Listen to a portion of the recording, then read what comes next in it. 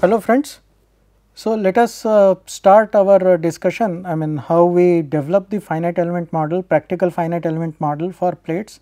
As I told earlier, plates and shells, finite element modeling for plates and shells has attracted huge amount of interest, and several massive effort has been devoted to development of suitable elements, I mean working elements. So, we will only scratch the surface of the massive amount of information that is available, and the theoretical developments that have happened in this field.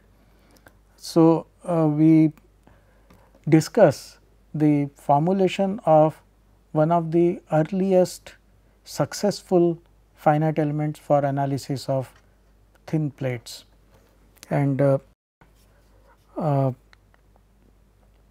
it is surprising why this plate element works, and when supposedly more theoretically, I mean as we will see during discussion, this particular finite element that we discuss does not really agree with all the basic tenets of a good finite element with regard to compatibility and continuity, and still it does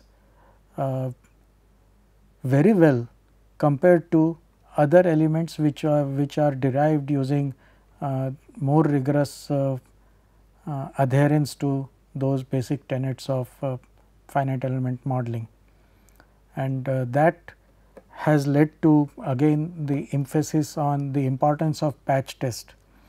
So, patch test can establish that which element can work and which element can have difficulty in achieving convergence. So, even though this particular element has its own limitations and defects, it passes the patch test, and therefore, the convergence it has the capability to achieve convergence in finite element solution as the element size reduces, although the monotonic convergence is of course compromised. So, from the weak form we know the primary variables for interpolation may be identified as transverse displacement W along z direction, and then the rate of change of displacement. So, the deflection curve. So, del W by del x and del W by del y. So, these are the section rotations or deflection curves along x and y direction. And this suggests, I mean because of this requirement of continuity of first order derivative with respect to x and with respect to y, it suggests a C1 continuous interpolation model. So, C1 first order derivative should be continuous. So, we have two both orthogonal directions, and the earliest functional finite element model for Kirchhoff plate bending. So, when I say Kirchhoff plate bending, it refers to thin plate where the Kirchhoff shear vanishing shear strain constraint is imposed. So, that is this earliest model is given by a 4 node rectangle with 3 degrees of freedom. So, these primary variables defined at each node. So, 3 nodes, 3 degrees of freedom at 4 nodes. So, that makes it for 12 total degrees of freedom, 12 degrees of freedom within an element. So, if I look at the approximation, so of course, the derivatives del W by del x and del W by del y, they will depend on what is the variation of W. So, I need to define the variation for W. So, W I can have the transverse or normal displacement W defined using 12 term approximation, 12 term approximation because I have 12 number of primary variables defined at the nodes. So, I have 12 constraints that I can impose on the approximation.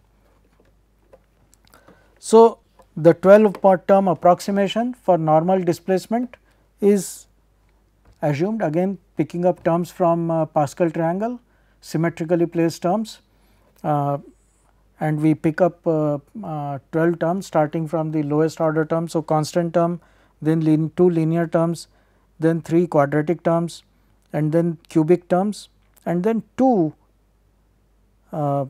terms from the 4th order. So, x cube y and x y cube. So, these complete. So, these are 2 spurious 4th degree terms, but it is complete up to 3rd degree polynomial. So, these are the 12 term approximation, and the element looks like this. So, 4 nodes 1, 2, 3, 4, and these are the degrees of freedom. So, normal displacement and rotation, section rotation, del w by del x and del w by del y. So, and del w by del y, these are related to, I mean this theta y is related to del w by del x, negative of that. So, positive del w by del x will be equal to negative of theta y. So, that is how this negative theta y has been represented here. So, these are the basic definitions, geometry or arrangement of the 4 node rectangle element, and the interpolation functions can now be derived by using the same method PC inverse. We can segregate these into polynomial terms and coefficient terms, and then impose the displacements and rotations at each degree of freedom for each coordinate of these points, and then we have the nodal degrees of freedom that will be equal to these coordinates, the matrix of coordinates at which these are evaluated, and multiplied by these coefficients, unknown coefficients A, and then A can be calculated by inverting the matrix of coordinates and substituting for A, that will lead to the basic approximation for the interpolation function. So, P C inverse, the P is the matrix of polynomial terms. So, that would be 1 x y x square x y y square and so on up to x y cube, and C inverse is the inverse of the coordinates matrix of coordinates, and that would be evaluated at each of the 4 nodes for different conditions for w, del w by del x and del w by del y. So, interpolated displacement field within the element can be given by polynomial term multiplied by the coefficients A, and coefficient A is given by C inverse, coordinate matrix inverse multiplied by nodal variables of the primary variables, nodal values of primary variables, and this P C inverse is now referred to as the shape function matrix or interpolation function matrix multiplied by the nodal values of primary variables. So, W e is the vector of nodal variables. So, W 1 W I mean del W by del x at node 1, del W by del y at node 1, etc. So, this is the W e is 12 by 1 vector of nodal degrees of freedom for the rectangular element. So, the curvatures that are required from the definition of strain field can be, again once we have the displacement variation, we can evaluate what is the curvature. So, curvature is defined by the second order derivative of these primary variables, so differential operator, and this second order these primary variables can be obtained as a gradient vector of displacement. So, that is what gives us this essential derivation from curvature to displacement, and this B matrix, which is the this differential operator multiplied by this gradient vector and operating on the matrix of shape functions, that gives us the B matrix. So, that is curvature displacement relationship.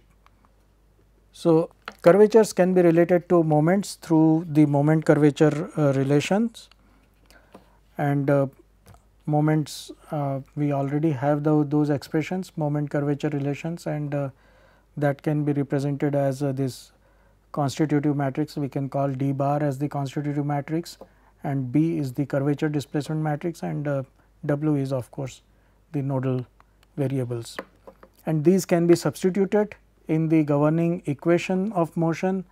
The governing equation of motion is this is the governing differential equation in terms of displacements.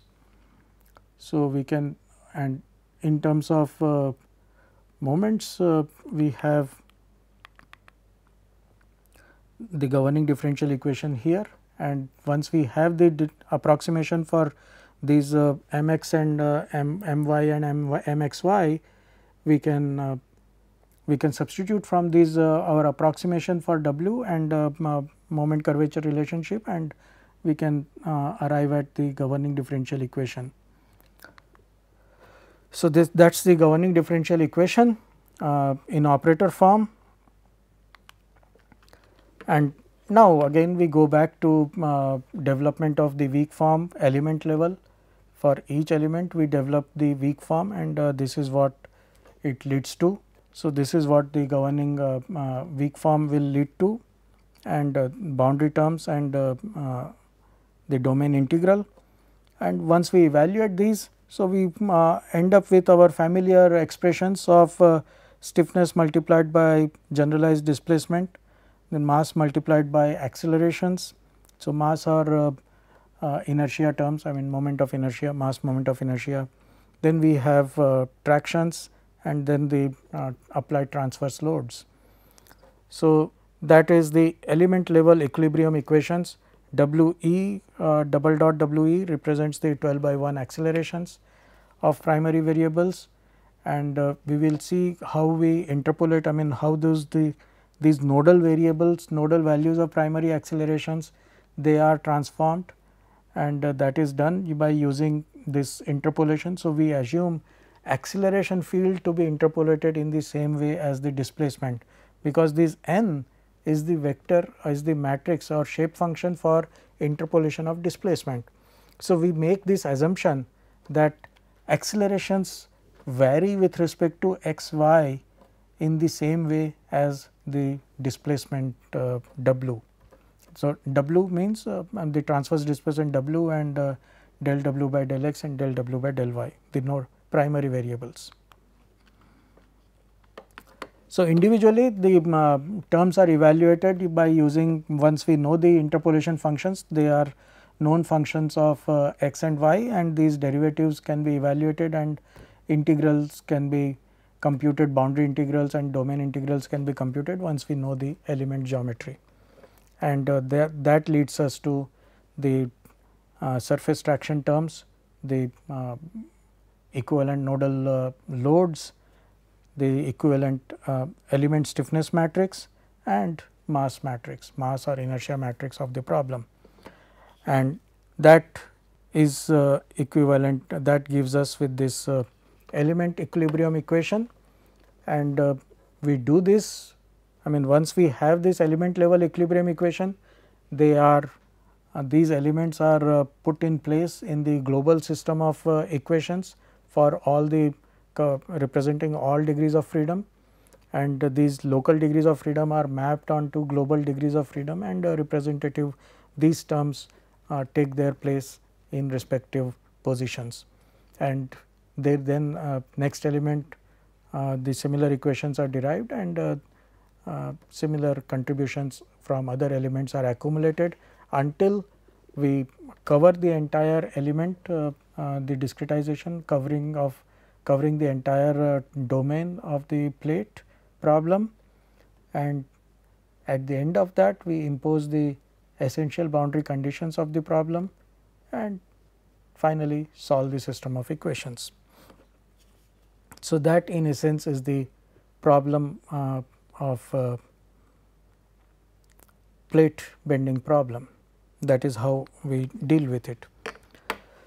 Now, as I said, this is the earliest successful finite element model, and it was this element has been very successful, even though it has some obvious defects, and we will see what those defects are and why that is not of a serious concern for us. So, the problem with this 4 node rectangular plate bending element is that the element interpolated displacement field within the element does not ensure continuity of normal derivatives along the element interfaces. So, normal derivatives are a problem. So, you see it is a two dimensional problem. So, we can have derivatives with respect to x, derivatives with respect to y if we have x y system, right. So, we can have derivative with respect to x, we can have derivative with respect to y. So, on this particular edge, let us say this edge aligns with the y axis, then derivative with respect to x is a normal derivative for this. Similarly, if this edge aligns with x axis, then derivative with respect to y is the normal derivative for this edge. And we will see that this is a problem here in this element. Why it is a problem? So, let us look at the element that we had. So, I will instead of going back to that slide, I will draw the element here.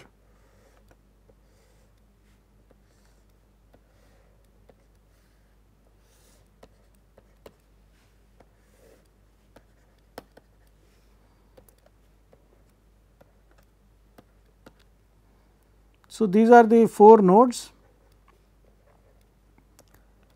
So, along this element edge 1 4, it is defined by constant value of x is equal to x 1. So, this edge is defined by x is equal to x 1. So, if I substitute the derivation, the displacement is of course w is equal to a 0 plus a 1 x, a 2 y plus a 3 x square, a 4 x y, a 5 y square, a 6 x cube, a 7 x square y, a 8 x y square, a 9 y cube, a 10 x cube y plus a 11 x y cube. Now, if I substitute x is equal to constant here,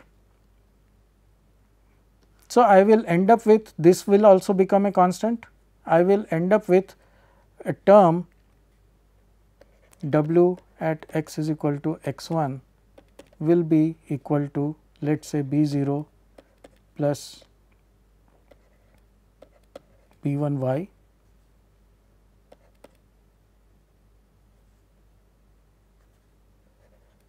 b 2 y square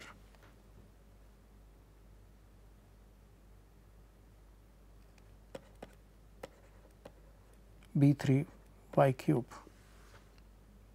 That is all. So, 4 term, cubic variation in y. So, along this we have cubic variation for y, cubic variation in along with respect to y for the displacement, and this displacement is defined by w and del w by del y. So, 2 nodes here, 2 values here, w and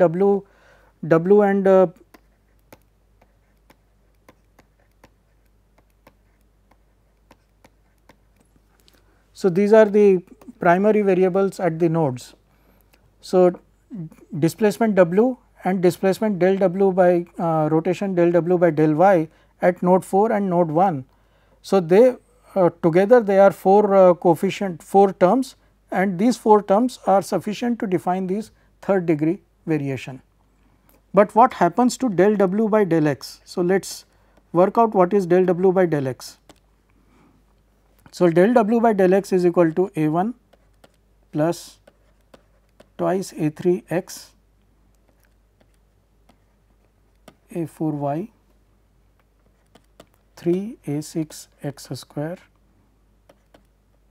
twice a 7 x y,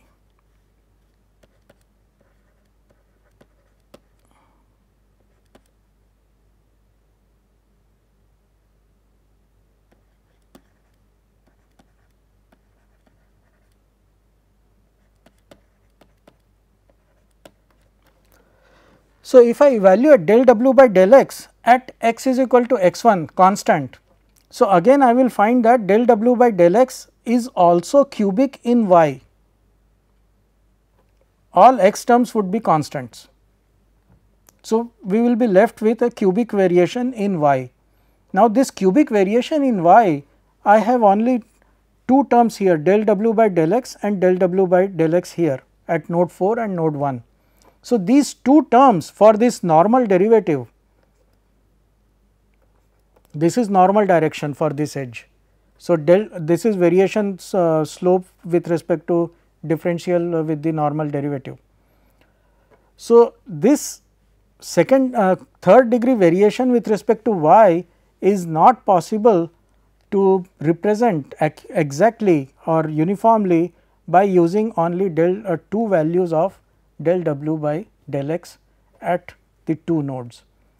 Similar arguments would hold for del w by del y along the edge 1 2 and along the edge 3 4, and del w by del x would be in not unique with only two values are defined at the nodes 2 and 3, and that is what makes it problematic.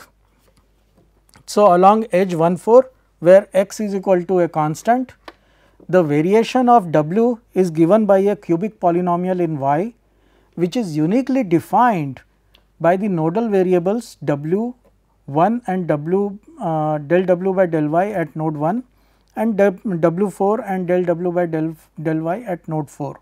This normal derivative del w by del x for the edge 1 4 also varies as cubic polynomial in y, but for this we have only two values, that is del w by del x at node 1 and del w by del x at node 4. There is no other value which is available for mapping this.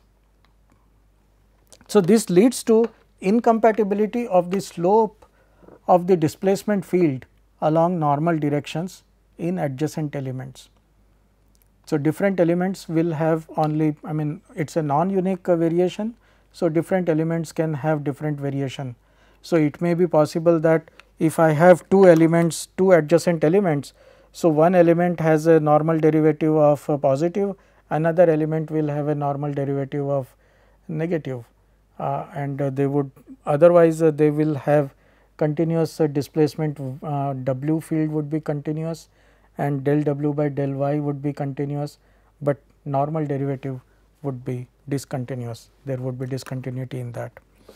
So, this leads to incompatibility of the slope of displacement field along normal direction in adjacent elements. So, it is not completely incompatible that the edges are coming apart or anything like that, but still it is not C1 continuity in entirety, because this is of course a first degree first order derivative and there is an incompatibility in the first order derivative. Similar arguments show the incompatibility of slope del w by del y, which is the normal derivative along edges 1 2 and 3 4. There is another problem, that is the second partial derivative of the at a corner node, let us say node 1. So, del w by del x del y at a corner node, let us say node 1 is non-unique. If I evaluate it from edge 1 4 and if I evaluate it from edge 1 2, because the displacement field that govern this, they are different, I mean the deformation, I mean for edge 1 4 the variation is defined del w by del y is defined by the displacements at node 1 and 4, and then I take what is the variation with respect to del w by del x and evaluate that. Whereas, for element I mean edge 1 2, del w by del x would be defined, del w by del y will be defined by the what is available at node 1 and 2, and then find out what happens at node 1, the second derivative. So, because different variables control this evaluation in along different edges, so the value is of course going to be different, and this is again a problem of discontinuity of second partial derivative, and it may show up in the calculations, and that may be required to be reconciled. I mean, one has to be careful while interpreting these results. So, the bottom line is the interpolated displacement field is thus incompatible and violates the basic tenets of finite element approximation for monotonic convergence, and such elements are known as non-conforming elements. So, those incompatible modes, addition of incompatible modes also makes the elements non-conforming. We have seen that before, and yet its performance is often better than what is a rigorously developed conforming element formulation. And in this case also, this non-conforming element apparently performs much better than many conforming elements that have been studied before this. So, this element can be shown to pass the patch test. It will pass the patch test for constant moment and constant curvature states. So, moment and curvature, they are analog to stress and strain in case of plate bending problem, and because they can pass the patch test. So, the convergence is assured as the finite element mesh is refined, and the incompatibility of the normal derivative is really insignificant for element size, as the compatibility of the nodes, I mean the primary variables are of course compatible at the nodes. So, that is always guaranteed. So, this seemingly incompatibility of the normal derivative is a small what would I say irritant, so to say, but otherwise the element performs very well, and it provides very useful results for stress analysis, and that can be used for advantage in many situations. So, this completes our discussion of thin plates or Kirchhoff plate elements. So, if I have this thin plate formulation for Kirchhoff element, Kirchhoff plate bending, what constitutes the thick plate? So, thick plate, we have this essential constraint, the Kirchhoff constraint of shear vanishing shear strain, where we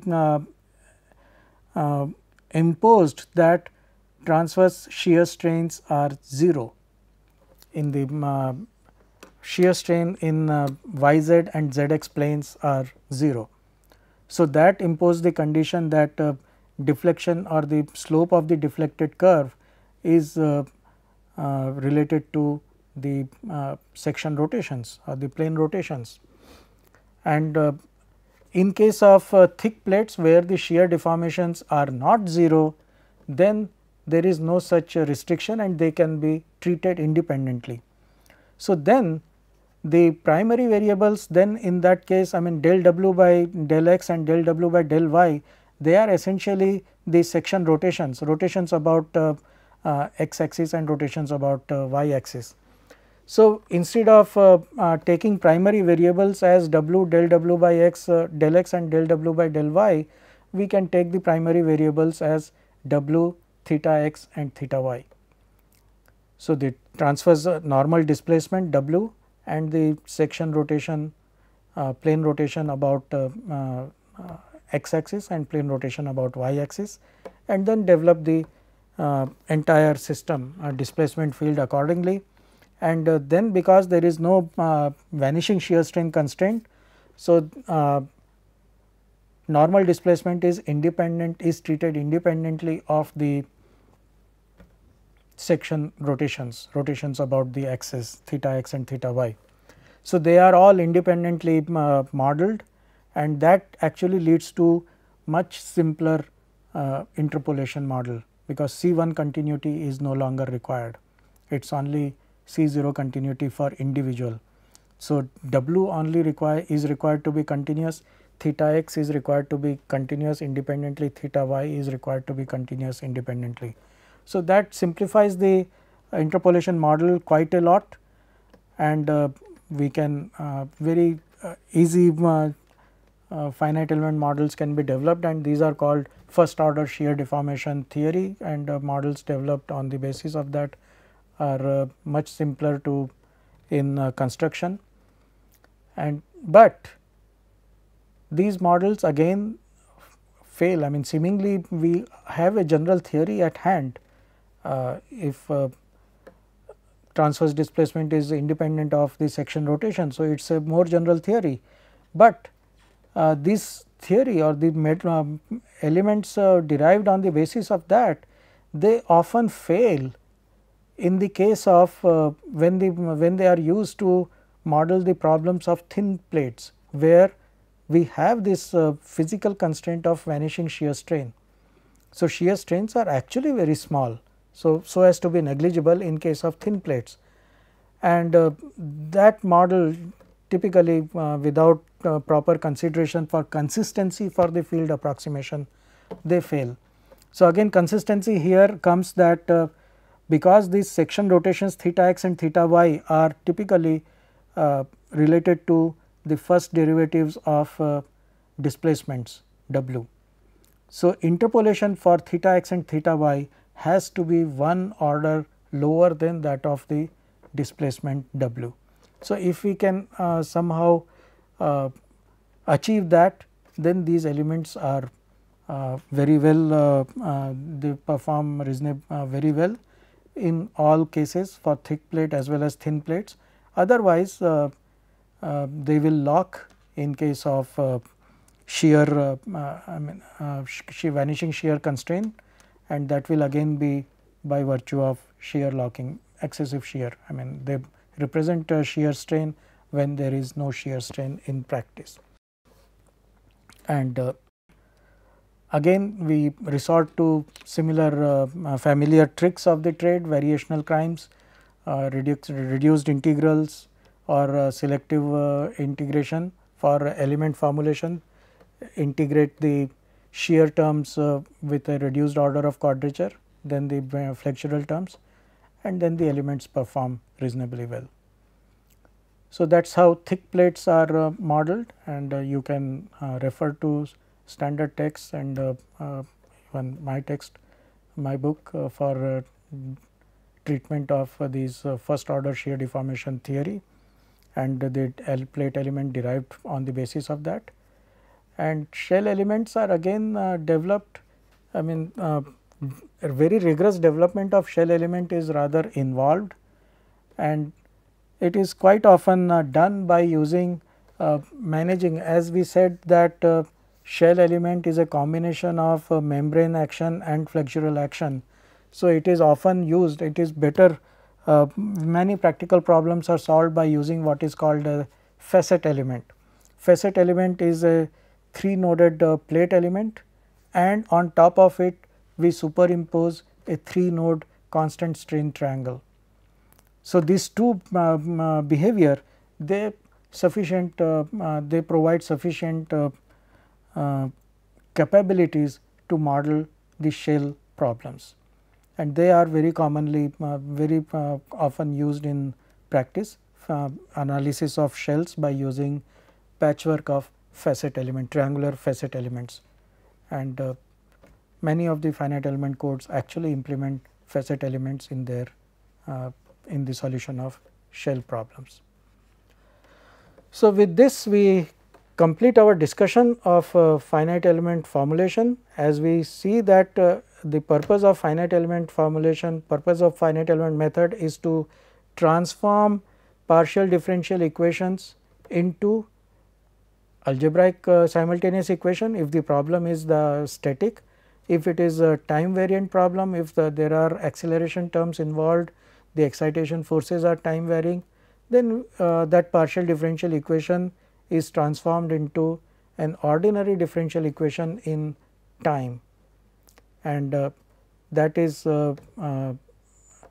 we take up the time dimension separately from the space dimension, because as we know, I mean, as the dimension increases, the problem size increases, and therefore, it is much more efficient and much more convenient to separate the time variation from the space variation. So, this partial differential equation in space time coordinate system is first treated by separation of variables. Variation in space is separated from the variation in time, and then finite element model is used for space variation part, and time dimension is taken separately, as we will discuss in our next lectures. Thank you.